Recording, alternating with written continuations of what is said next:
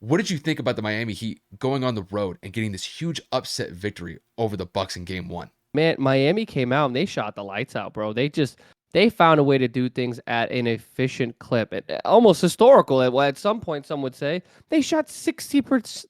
I can't speak English. They shot 60% from three. When the hell does that ever happen? Let alone 50%, 60. They were knocking down everything. The basket probably looked about yay wide. It was absolutely incredible to watch in terms of, like I said, from a basketball standpoint. And it just, Jimmy Butler does not get enough credit. Jimmy Butler always finds ways to turn it up in the playoffs, carry a team emotionally, lead them to victory, and the narratives behind him barely spoke about. The narratives, of course, in this game are going to be Giannis and Tyler Hero's injuries, but minus the injuries, they'll find a way to talk about Chris Middleton. They'll find a way to talk about what Miami has to do to continue this run. But they're not going to circle on Jimmy Butler going for 35 and 11. We talked about this on a multitude of episodes over the last couple of seasons. Jimmy Butler finds a way to always will a team, no matter if it was Chicago, if it was Minnesota, if it was Philly. It didn't matter. Jimmy Butler always got the best out of his teammates. Bam Adebayo had the best game of the playoffs, including the play-in tournament. He had 22, 9, and 7. Bam Adebayo was also a guy that got beat up against Atlanta just a few days ago, and he let Clint Capella go for 21, 22 rebounds. He found a way to get himself inserted into this offense, get himself into a rhythm, in a routine, distribute the ball, and at the same time be efficient from the floor. Jimmy Butler, with those 11 assists, found a way to get a lot of people open between Gabe Vincent, Strus, Kevin Love, and so many other people, to where it was such a team effort. It didn't matter who shot the ball because everybody was doing well. And if Tyler Hero doesn't go down, this may be an even bigger blowout. A 130 to 117 game on their home floor. Yes, their best player was not available. I'm not going to sit here and pretend like Giannis Antetokounmpo does not matter. But this game was close for a long time until the latter half of the fourth quarter. My brother and I were watching it at my parents' house, and Miami would score a couple points. Chris Middleton would knock down a shot. Bobby Portis would then knock down a shot. Then Gabe Vincent goes back-to-back and ones. And then you drive down the floor, Brook Lopez gets a layup. It was literally the epitome of like a ping pong game. It was score, score, score, score. Like, it was a really entertaining game. Milwaukee ends up getting cold at the worst time. Miami continues their hot streak.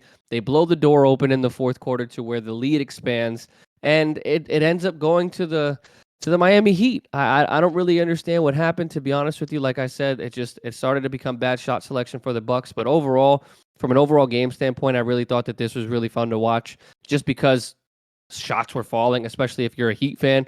Unfortunate for Bucks fans, it didn't go your way. I'm looking at their stat sheet outside of Chris Middleton. Everybody really had a decent contribution. Bobby had 21.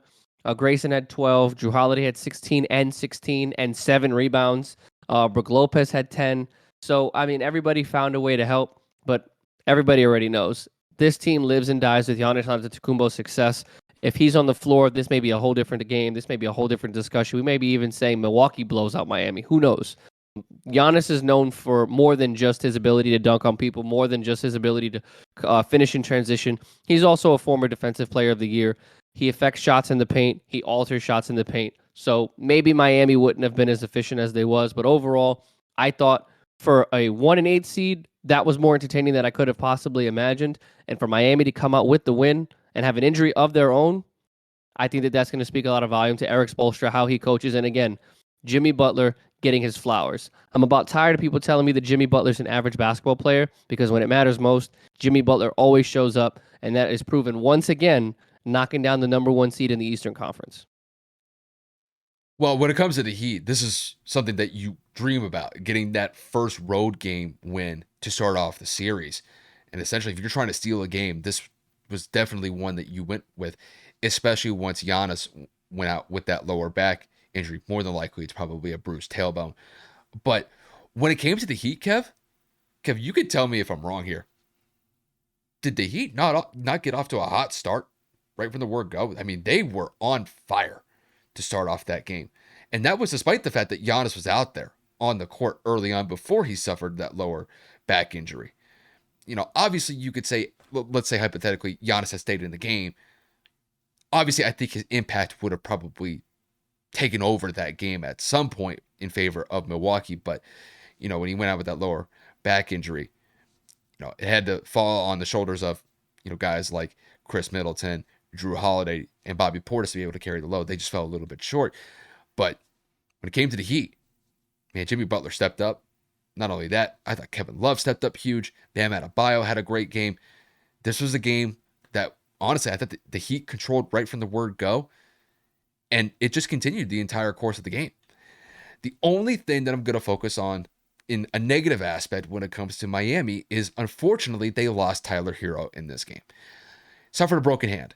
And I remember when TNT was doing their halftime report, just to kind of brush everybody up on what the injury statuses were for Giannis and Tyler Hero. I think we'd already known that Giannis was probably going to be out for the rest of the game, especially when he went back into the game for a couple of minutes after he initially suffered that lower back injury and then just decided he couldn't keep going in that game.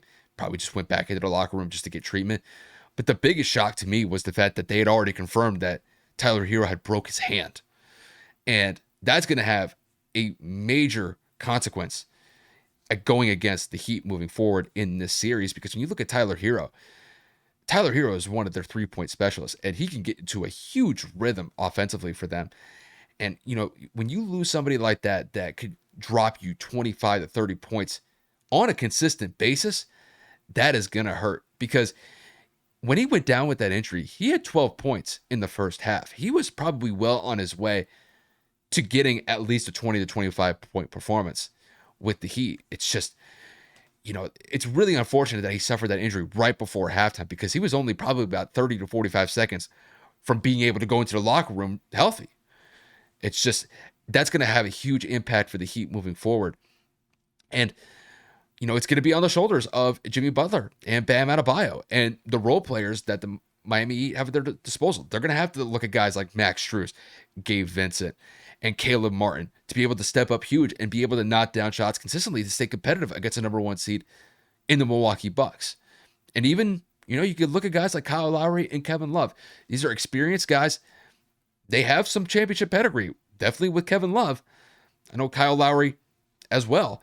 But, these guys are going to have to step up huge, and they're really going to have to show off that championship pedigree to be able to replace somebody like Tyler Hero.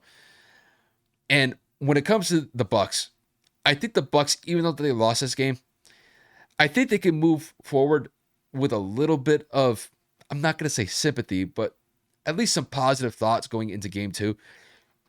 When you look at Chris Middleton has been battling injuries pretty much this entire year. His knee's been bothering him pretty much the last couple of months. And, going into the end of the regular season, the Bucks decided to sideline him to focus on improving his health in his knee. And the fact that he was this effective in game 1, really showing some old flashes of what Chris Middleton did just a couple of years ago when the Bucks were on their way to winning a championship against the Phoenix Suns. It was great to see him not only play well, but play extremely well in putting up a 30-point performance. And then you could look at guys like Drew Holiday coming up pretty big with the amount of assists that he was getting. It was just utterly ridiculous. And then Bobby Portis coming off the bench and providing good minutes as well. It's just, Miami had a lead pretty much the entire course of the game. The Bucks would chip away at it, maybe get it to about 4 to 5 points, and then the Heat would go on 5-6, 7-0 run and make it a 10-point plus deficit for the Bucks. So going into game 2 for the Bucks, they're going to have to try to improve not turning the ball over.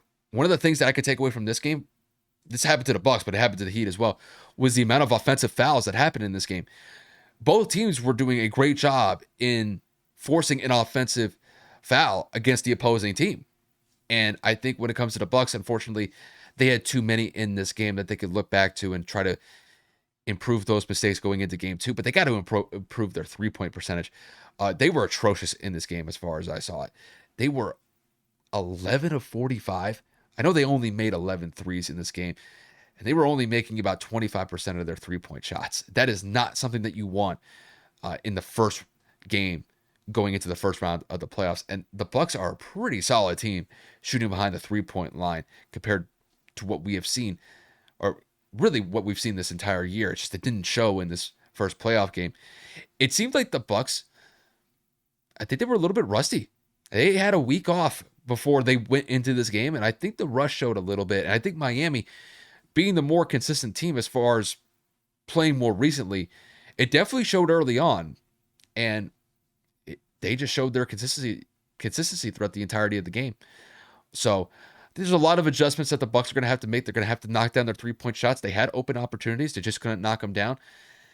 And depending on what the status of Giannis is going into game 2, if he doesn't play, it's going to have to be a group effort to go up against a team like the Heat. And I know the Heat, even though they lost Tyler Hero, they can go into game 2 potentially going up 2-0 in that series, going back to Miami for game 3, which would be just monumental for them to take that back to Miami. So overall, great game from Jimmy Butler. Really saw playoff Jimmy shine brightest here.